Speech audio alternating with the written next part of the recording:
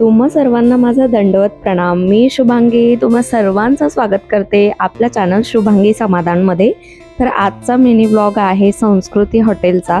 तर खूप दिवसापासून चालू होतं आमचं या हॉटेलला जायचं, कारण तिथे आता सध्या आमरस महोत्सव चालू आहे। तर तिथे अनलिमिटेड आंब्याचा रस असतो आणि आमचे जे दादा आहेत त्यांचं खूप दिवसापासून चालू होतं जायचं। तर ह्या संडेला आम्ही वेळ काढून तिथे व्हिजिट करायला गेलो।